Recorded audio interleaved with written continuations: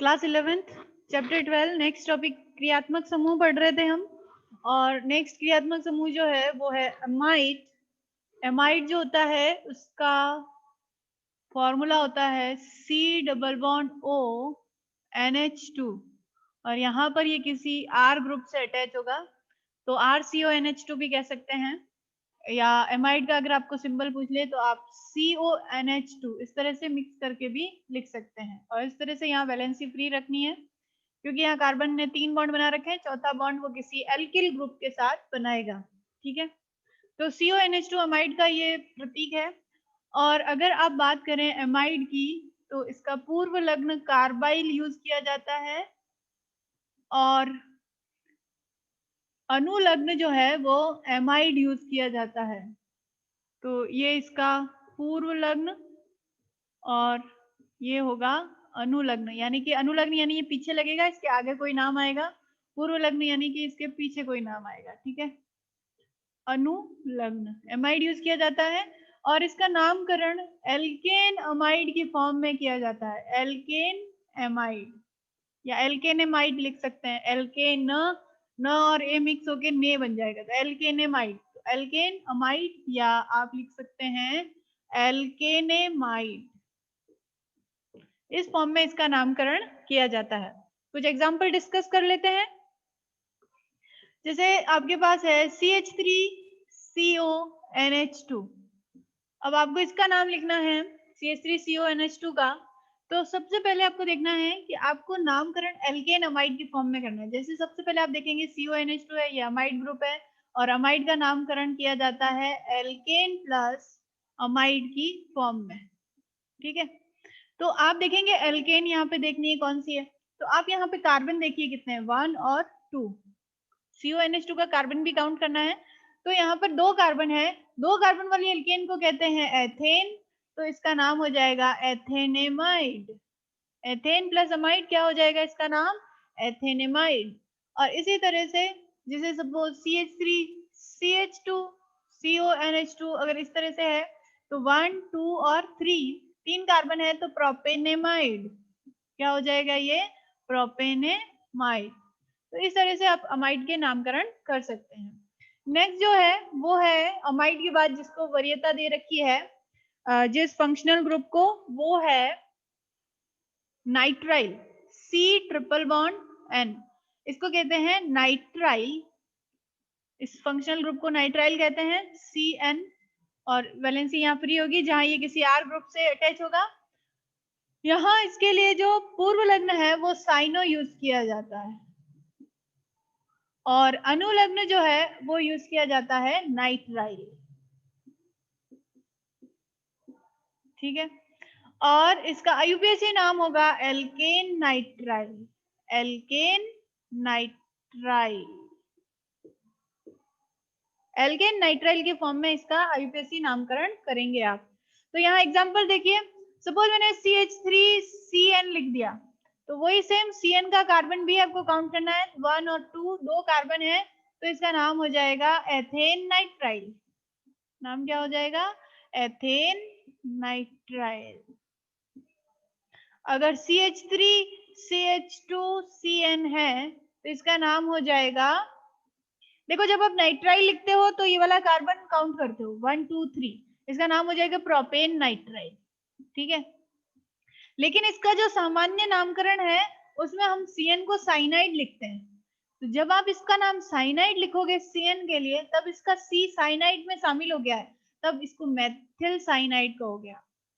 सामान्य नामकरण में इस एल्किल ग्रुप को एल्किल लिखा जाता है, मेथिल साइनाइड। ये क्या हो जाएगा, एथिल साइनाइड। तो एथिल साइनाइड तो इसका हुआ सामान्य नाम। लेकिन अगर आप IUPAC नामकरण की बात करोगे तो IUPAC नामकरण एल्केन नाइट्राइल के फॉर्म में होता है। तो यहाँ ये वाला कार्बन IUPAC नाम में काउंट होता है। ठीक है, नाइट्राइल का N लिखते हैं और ये एल्केन में काउंट हो जाएगा। तो 1 2 3 ये क्या हो गया, प्रोपेन नाइट्राइल। लेकिन अगर आप इसके सामान्य नाम की बात करें तो सामान्य नाम में हम CN के लिए साइनाइड लिखते हैं और इसके लिए क्या लिखेंगे, एल्किल साइनाइड, मतलब कि एथिल साइनाइड। तो इसका सामान्य नाम एथिल साइनाइड होता है। तो ये ध्यान रखना है। ये IUPAC नाम और सामान्य नामकरण में इसके ये चेंजेस है। बाकी अगर ये मुख्य क्रियात्मक समूह नहीं हो तो इसका नाम साइनो लिखा जाता है। जैसे कि अगर हम यहाँ बात करें कि मैंने ये कहा था कि बेंजीन पर अगर OH हो तो उसे हम फिनॉल कहते हैं। क्या कहते हैं? फिनॉल। और अगर बेंजीन पर COOH ग्रुप हो तो उसे हम बेंजोइक एसिड कहते हैं। अब ये बेंजोइक एसिड है और अगर यहाँ मैंने CN लगा दिया तो यहाँ पर क्योंकि COOH मुख्य क्रियात्मक समूह है तो ये मुख्य क्रियात्मक समूह नहीं है तो यहाँ ये प्रतिस्थापी एज ए प्रतिस्थापी काउंट होगा। तो प्रतिस्थापियों के नाम हम पहले लिखते हैं। तो आप बेंजीन और COOH के लिए तो लिख लोगे बेंजोइक एसिड, और क्योंकि मुख्य क्रियात्मक समूह जिस कार्बन से अटैच है उसको पहला नंबर देना है 1 2 3, तो ये हो जाएगा 3 साइनो बेंजोइक एसिड। यहाँ इसका पूर्व लग्न लग रहा है, क्यों? क्योंकि जहां ये मुख्य क्रियात्मक समूह नहीं होगा वहां तो यूज किया जाएगा पूर्व लग्न, और जहां ये मुख्य क्रियात्मक समूह होगा वहां नाइट्राइल यूज किया जाता है। तो इसका नाम हो जाएगा 3 साइनो बेंजोइक एसिड, बेंजोइक अम्ल। ठीक है, तो इस तरह से नामकरण करेंगे आप नाइट्राइल फंक्शन ग्रुप का। नेक्स्ट जो क्रियात्मक समूह है वो है एल्डिहाइड। इसको वरीयता दे रखी है नाइट्राइल के बाद एल्डिहाइड को, और उसके बाद वरीयता दे रखी है कीटोन को, और उसके बाद है अल्कोहल को। तो एल्डिहाइड, कीटोन और अल्कोहल ये तीनों तो आपने 10th में भी पढ़े हैं। एल्डिहाइड का सिंबल होता है CHO, या इसको इस तरह से लिखते हैं CH डबल बॉन्ड O। ठीक है, तो यहाँ देखो कार्बन के 3 बॉन्ड, चौथा बॉन्ड में यहाँ कोई R या H अटैच हो सकता है। ठीक है, कीटोन जो होता है उसका सिंबल होता है C डबल बॉन्ड O, और कार्बन की 2 वैलेंसी फ्री होती है। दोनों वैलेंसी जब R से फुलफिल होगी तभी इसको कीटोन कहेंगे। अगर इसमें से एक भी अगर H लगा लिया तो वो एल्डिहाइड बन जाएगा। देखो अगर मैं इस R को हटा के H लगाती हूँ तो ये तो CHO बन गया, ये एल्डिहाइड हो गया। तो C डबल कीटोन का सिंबल में आप क्या करते हैं, C डबल बॉन्ड O और 2 वैलेंसी फ्री दिखाते हैं जहां पर ये R ग्रुप से अटैच होगा। ये R ग्रुप सेम भी हो सकते हैं और अलग अलग भी हो सकते हैं। अल्कोहल का सिंबल सेम है, यहाँ पर वैलेंसी फ्री है और OH, यहाँ ये किसी R ग्रुप से अटैच होगा तब इसको आप क्या कहेंगे, अल्कोहल। ठीक है, तो इस तरह से अल्कोहल का ये प्रतीक है।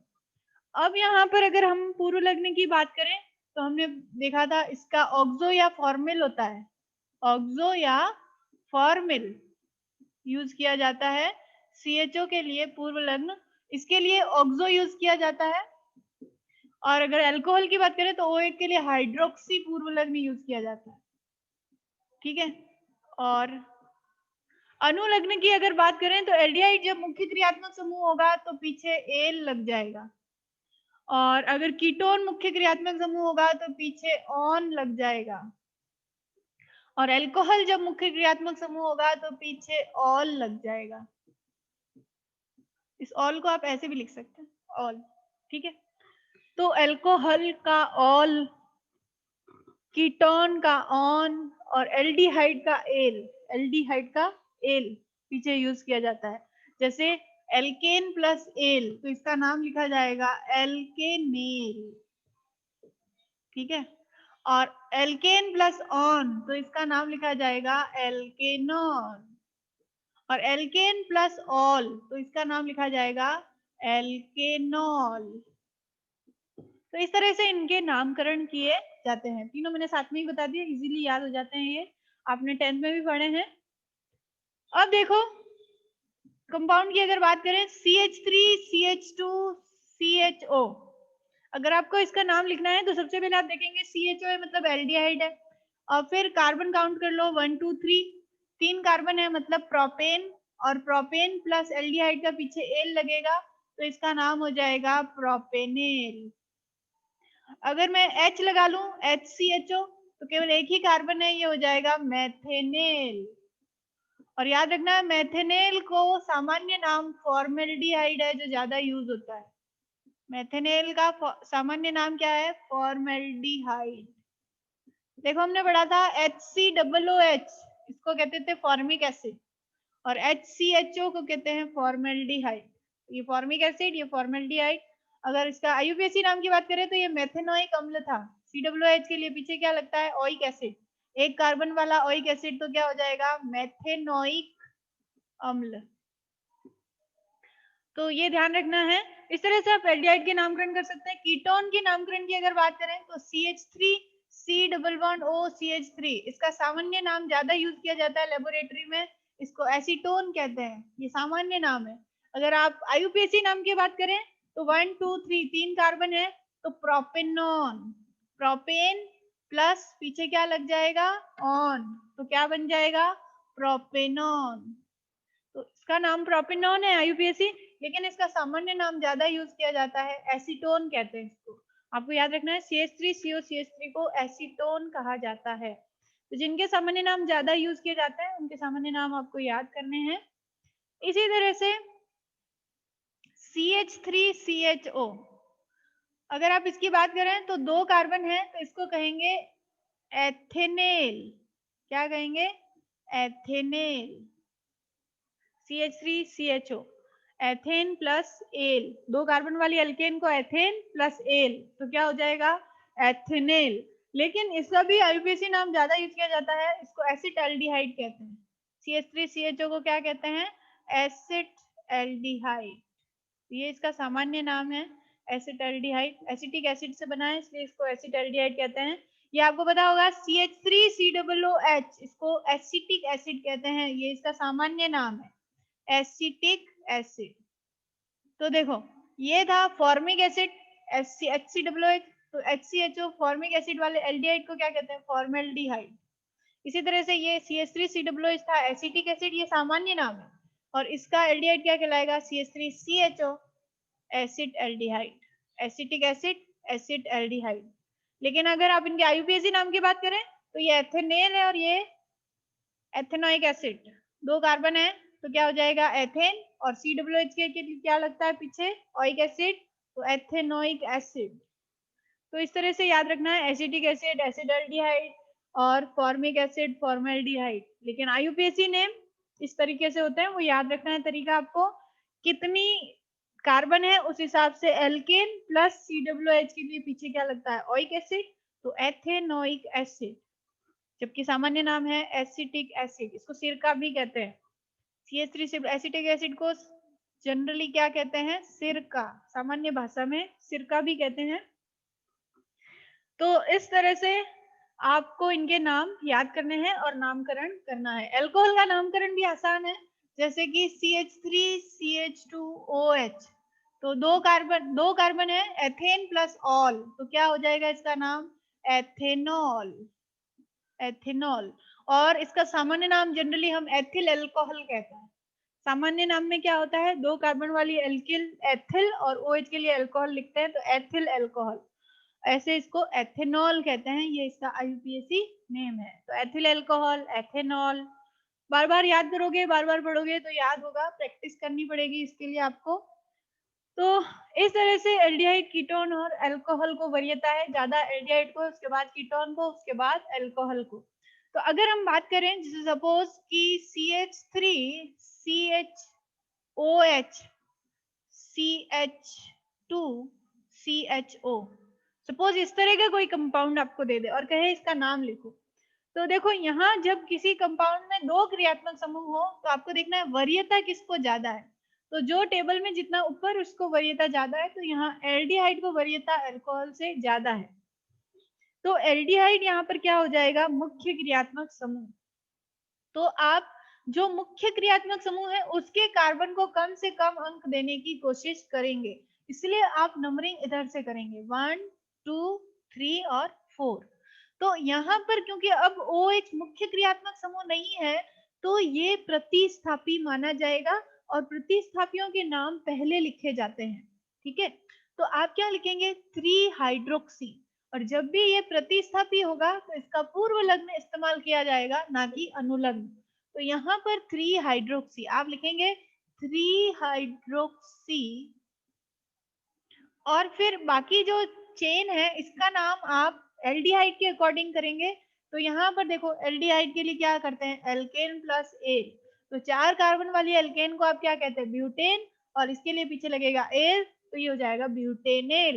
तो इसका नाम हो जाएगा 3 हाइड्रोक्सी ब्यूटेनेल, ब्यूटेनेल, 3 हाइड्रोक्सी ब्यूटेनेल। यहाँ पर आपको 1 लिखने की जरूरत नहीं है क्योंकि एल्डिहाइड हमेशा कॉर्नर पर ही होता है, CHO हमेशा कहाँ होता है, कॉर्नर पर होता है, इसलिए आपको 1 शो करने की जरूरत नहीं है। तो 3 हाइड्रोक्सी ब्यूटेनेल इसका हो जाएगा IUPAC नेम।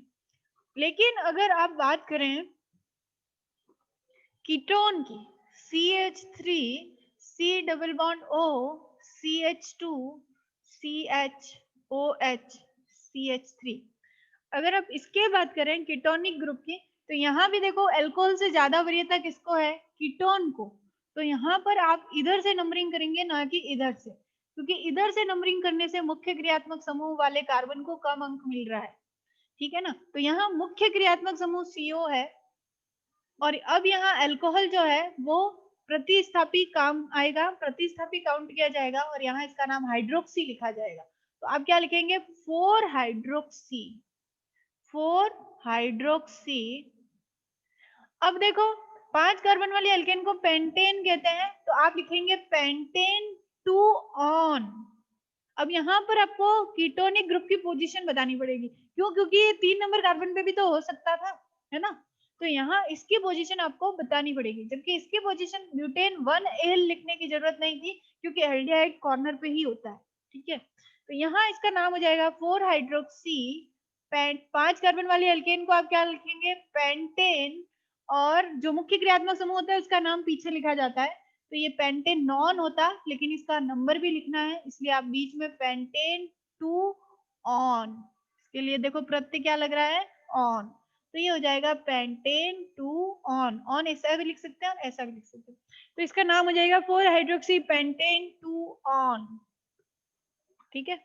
तो इस तरह से इसलिए आपको वरीयता याद रखनी है, क्योंकि अगर किसी यौगिक में 2 फंक्शनल ग्रुप हुए तो कौन से को आप वरीयता दोगे, कौन से को नहीं, ये जब आप वरीयता का क्रम याद करोगे तभी आपको पता चलेगा, इसलिए आपको वरीयता का ऑर्डर याद करना है। नेक्स्ट जो इसके बाद वरीयता दे रखी है वो है एमीन को, और उसके बाद है एल्कीन, और फिर है एल्काइन, ठीक है। तो यहाँ पर नेक्स्ट हम पढ़ेंगे एमीन, फिर एल्कीन और फिर एल्काइन। एमीन जो है RNH2, इसको भी एमीन कहते हैं। अगर आप N से 2 R लगा लो और 1 H लगा लो तो इसको भी एमीन ही कहते हैं, और अगर आप N से तीनों R ग्रुप लगा लो इसको भी एमीन ही कहते हैं, ठीक है। ये तीनों एमीन है, लेकिन यहाँ पर यहाँ नाइट्रोजन से केवल 1 R अटैच है तो इसको हम प्राथमिक एमीन कहते हैं, ठीक है। ये नाइट्रोजन से 2 R अटैच है तो इसको कहते हैं द्वितीयक एमीन। नाइट्रोजन की संयोजकता 3 होती है और यहाँ पर तीनों R लगा दिए तो इसको कहते हैं तृतीयक एमीन, तृतीयक एमीन है, तीनों एमीन ही। अभी आपको सिर्फ RNH2 से रिलेटेड नाम याद करो, 12th में आप द्वितीयक और तृतीयक एमीन के नामकरण भी सीखेंगे। अभी आप इसको प्राथमिक एमीन के नामकरण याद करो, RNH2 इसको एमीन कहते हैं। यहाँ NH2 आप इसका सिंबल ऐसे भी लिख सकते थे, NH2 और एक वैलेंसी फ्री, यानी नाइट्रोजन से 2 हाइड्रोजन अटैच है, एक वैलेंसी फ्री है जहां पर कोई R ग्रुप अटैच होगा, ठीक है। तो इसको एमीन कहते हैं। अमीन जो होते हैं इसके लिए अनुलग्न लगता है एमीन ही, क्या लगता है, अमीन, लेकिन पूर्व लग्न अमीनो लगता है। पूर्व लग्न अगर लगेगा तो इसको क्या लिखेंगे, अमीनो। अनुलग्न एमीन लगता है, इसका नामकरण एल्केन अमीन की फॉर्म में किया जाता है, एल्केन एमीन। आप एल्केन ने मीन भी कर सकते हैं, न और ए को मिलाओगे ने बन जाएगा, एल्केन अमीन भी लिख सकते हैं, इजी है। इसके नामकरण देखो, CH3NH2, तो एक ही कार्बन है, मैथेन अमीन, इसका नाम क्या हो जाएगा IUPAC, मैथेन अमीन, ठीक है। इसी तरह से CH3CH2NH2 होता तो इसको लिखते हैं आप एथेन अमीन, एथेन एमीन। तो इस तरह से इसका नामकरण हो जाता है। नेक्स्ट जो वरीयता है वो है एल्कीन को, और उसके बाद वरीयता है एल्काइन को। इनका तो पता ही है आपको, इसके लिए पीछे इन लगता है और इसके लिए पीछे आइन लगता है। एल्कीन मतलब कार्बन कार्बन में कम से कम एक डबल बॉन्ड होगा, और यौगिक में कार्बन कार्बन के बीच में कम से कम एक ट्रिपल बॉन्ड होगा, तो उसको हम क्या कहते हैं, एल्काइन कहते हैं।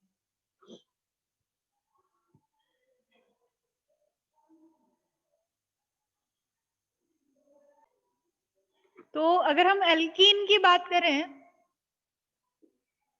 तो C डबल बॉन्ड C, मतलब पूरे यौगिक में कम से कम एक डबल बॉन्ड होगा।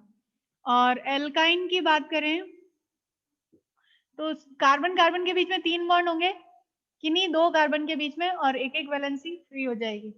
तो यहाँ देखो इनके, आपको पता ही है, इसके लिए अनुलग्न लगेगा इन और इसके लिए लगेगा आइन। ज्यादा वरीयता एल्कीन को है, उसके बाद एल्काइन को है। ठीक है, अब यहाँ देखो CH3 CH double bond CH CH3, अगर हम इसकी बात करें तो यहाँ देखो 1 2 3 4। ठीक है, अगर इस तरह का कोई कंपाउंड है CH3 CH double bond CH CH2 C triple bond CH, ठीक है, तो यहाँ पर, यहाँ ये है कि अगर आप यहाँ से देख रहे हैं तो पहला नंबर ही ट्रिपल बॉन्ड को मिल रहा है, और यहाँ से देख रहे हैं तो दूसरा नंबर डबल बॉन्ड को मिल रहा है, तो आप नंबरिंग इधर से करेंगे क्योंकि पहले ही ट्रिपल बॉन्ड आ रहा है 1 2 3 4 5 और 6। लेकिन अगर ऐसा होता कि CH2 double bond CH CH2 C triple bond CH, अगर ऐसा होता तो आप नंबरिंग इधर से करते, क्योंकि एल्कीन को ज्यादा वरीयता है, फिर एल्काइन को। मुख्य क्रियात्मक समूह के कार्बन को कम नंबर मिलना चाहिए, तो 1 2 3 4 और 5, तब आप नंबरिंग इधर से करते। ठीक है, अब नाम की अगर हम बात करें तो ये क्या है, ब्यूटीन है, तो आप इसको 2 ब्यूटीन लिख सकते हैं। कम, मतलब जिन 2 कार्बन के बीच में डबल बॉन्ड है वो कम नंबर लेना है, तो यहाँ 2 नंबर लेंगे आप, तो आप लिखेंगे ब्यूट 2 इन, या आप 2 ब्यूटीन लिख सकते हैं।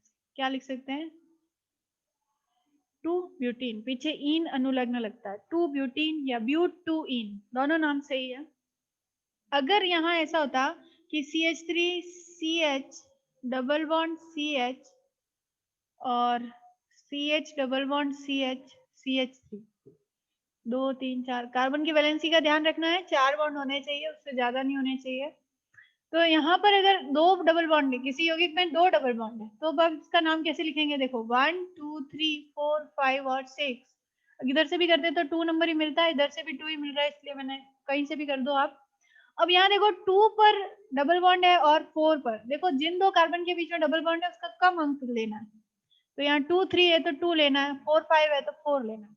अब 2 और 4 पे डबल बॉन्ड है, तो पहले तो आप 6 कार्बन है तो आप लिखेंगे हेक्सा।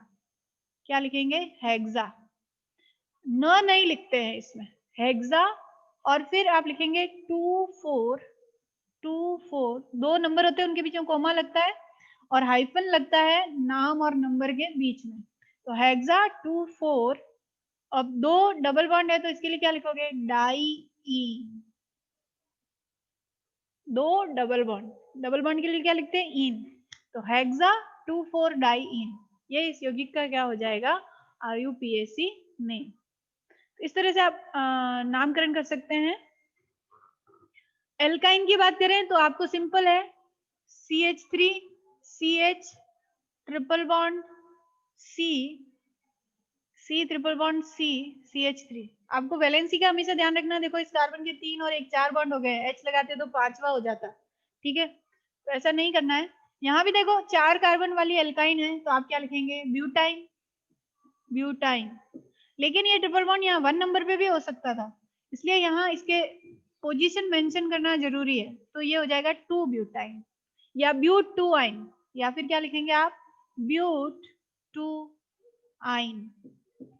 ठीक है, तो अगर एक ही है तो ब्यूट लिखते हैं, लेकिन अगर 2 होते हैं तो ब्यूटा लिखते हैं। जैसे कि यहाँ अगर ऐसा होता CH3 C triple bond C triple bond C, ठीक है, 3 और 1 4, 3 4 और CH3। अगर 2 ट्रिपल बॉन्ड है तो आप क्या लिखते हैं इसके लिए नाम, 1 2 3 4 5 और 6,